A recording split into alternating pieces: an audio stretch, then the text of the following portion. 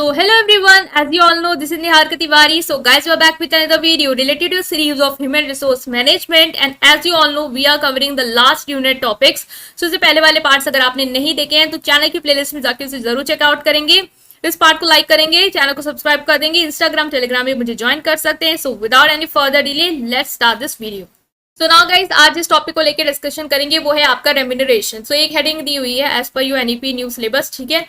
वहां पे आपको एक रेम्यूनरेशन करके टॉपिक दिया हुआ है लास्ट यूनिट में कि रेम्यूनरेशन क्या है और इसके टाइप्स बताने हैं, ठीक है।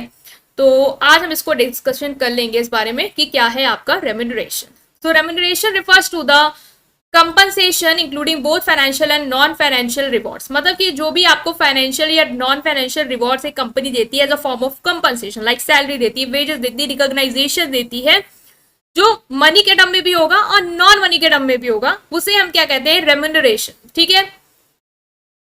आपके काम और सर्विस के एक्सचेंज में मिलना। तो अगर आता है एग्जाम में तो यही लिख के आओगे कि रिफर्स टू द कंपनसेशन। उस कंपनसेशन में आपका फाइनेंशियल नॉन फाइनेंशियल रिवॉर्ड्स दोनों आएंगे जो एम्प्लॉय रिसीव करता है एम्प्लॉयर से in exchange for their work and services. It encompasses various element that make up an employee total compensation package. में बहुत सारी चीजें इन्वॉल्व होती है जो आपका पूरा का पूरा कंपनसेशन पैकेज बनाता है। अब देखो क्या है, पहला है सैलरी। सैलरी क्या है, जो फिक्स रेगुलर अमाउंट है जो एक एम्प्लॉय को पीरियोडिक बेसिस पे मिलता ही मिलता है। हो सकता है आपको वीकली मिलता हो, मतलब बाय वीकली 2 वीक के बाद मिलता हो, या मंथली मिलता हो। तो ये वो अमाउंट है जो आपको फिक्स है, आपको इतना मिलना ही मिलना है। It usually stated as annual figure और serves as the base compensation for employ role and responsibility. अब देखो सैलरी तो आपको भी पता है क्या होती है, फिक्स अमाउंट है, फिक्स पीरियड ऑफ टाइम पे आपको मिलना ही मिलना है, ये है सैलरी। बोनस क्या है, ये एडिशनल पेमेंट, ये कोई फिक्स नहीं कि मिलना ही मिलना है, ये एडिशनल ऊपर से मिलने वाली एक पेमेंट है जो एम्प्लॉय को एक रिवॉर्ड के रूप में दी जाती है for achieving specific performance goals और ऑब्जेक्टिव। मान लो आपको कहा गया कि आपने देखा दिवाली बोनस दिया जाता है कि अगर आप इतनी सेल करा दो, ठीक है, तो एक टारगेट दे दिया गया है कि इतनी सेल होने पे आप लोग को बोनस मिलेगा, जितना भी वो बोनस देना चाह रहे हैं 10% या जो भी है। तो वो क्या है, एक एडिशनल पेमेंट है जो आपको तब मिलती है जब कोई आप टारगेट गोल अचीव कर लेते हो जो उन्हें दिया हुआ है। बोनस कैन बी डिस्क्रिशनरी और pre determined based on the performance matrix and may be one time और रिकरिंग। हो सकता है बार बार बोनस मिले, हो सकता है एक बार ही बोनस मिले।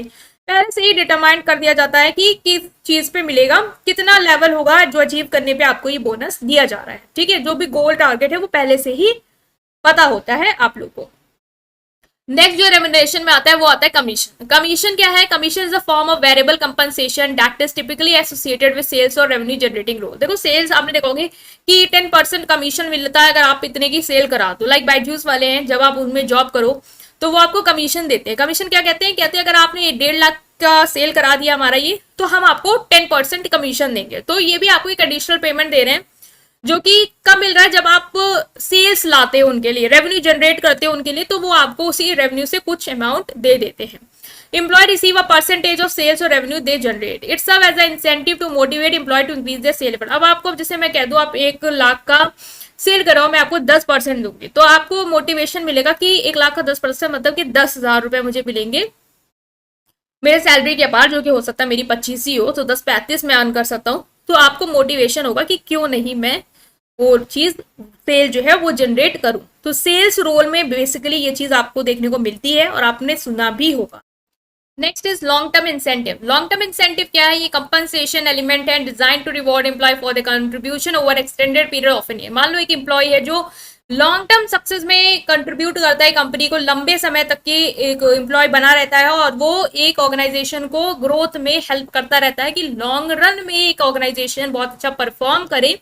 तो उसके लिए कंपनी जो है वो उसको रिवॉर्ड देती है, लॉन्ग टर्म के रिवॉर्ड देती है, इंसेंटिव देती है। हो सकता है वो उसको शेयर होल्डर बना दे, मतलब कि आपको स्टॉक खरीदने का ऑप्शन देती है कि आप कंपनी के शेयर होल्डर बन सकते हो, आपको शेयर होल्डर शेयर्स खरीदने के लिए आपको एलिजिबल कर दे, या आप मतलब शेयर्स होल्डर आपको दे दे, शेयर्स आपको दे दे एज अ रिवॉर्ड, जिससे आप शेयर होल्डर बन जाओ उस कंपनी के। तो आपको भी लगेगा कि मैं इस कंपनी का शेयर होल्डर अगर बन सकता हूँ, मेरे पास ये ऑप्शन है, ये रिवॉर्ड मुझे मिल सकता है कंपनी की तरफ से, तो क्यों ना मैं उस कंपनी की लॉन्ग रन में हेल्प करूं, उसको लॉन्ग टर्म सक्सेस दिलाऊं, उसके जो लॉन्ग टर्म वाले गोल है उसको अचीव करने में हेल्प करूं, क्योंकि इवेंचुअली मुझे ऐसा रिवॉर्ड शेयर्स होल्डर बनाया जा सकता है इस कंपनी का। तो ये भी एक मोटिवेशन की तरह वर्क कर सकता है आपके लिए।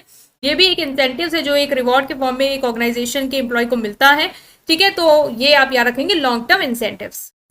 नेक्स्ट इज पर्क्स या perquisites. Perquisites are often refers to as perk. Perks बोलते हैं परक्विजिट्स को। Are non monetary benefit. ये नॉन मॉनेटरी बेनिफिट मतलब पैसों के टर्म में आपको नहीं दिया जाता है। ठीक है, ये क्या है? पर्क्स हो सकते हैं जैसे कि आपको कंपनी की तरफ से कार्स दी जा रही है, घर दिया जा रहा है, क्लब की मेंबरशिप दी जा रही है, या कि कोई स्पेशल अरेंजमेंट कर रही है कंपनी, तो ये सब क्या है? पर्क्स है। पैसों नहीं दिए जा रहे हैं आपको, कार दी जा रही है, like pick and drop service दी जा रही है, आपको फ्लैट दे दिया गया, आप रहिए वहां पे, स्पेशली आपके लिए कुछ अरेंजमेंट कर दिए खाने पीने की, या कोई कम इवेंट आपके बिहाफ पे ऑर्गेनाइज कर दिया, या किसी क्लब की मेंबरशिप दे दी, चाहे वो हेल्थ हो चाहे जो भी हो। तो ये सारी चीजें क्या है? ये भी आपकी रेम्यूनरेशन में आएगी। तो रेम्यूनरेशन में फाइनेंशियल नॉन फाइनेंशियल दोनों चीजें इंक्लूड होंगी। फाइनेंशियल में आपकी सैलरी हो सकती है, बोनस हो सकती है, कमीशन हो सकती है, एलटीआई हो सकती है। नॉन मॉनेटरी में आप पर्क्स का भी एग्जाम्पल लिख सकते हो। यही हाईलाइटेड चीजें थी जो आपसे पूछ रहे थे आपके सिलेबस में, जो मैंने कवर कराई है। स्टिल कोई भी डाउट है से कमेंट सेक्शन में पूछेंगे। वीडियो को लाइक करेंगे, चैनल को सब्सक्राइब करेंगे। Thank you.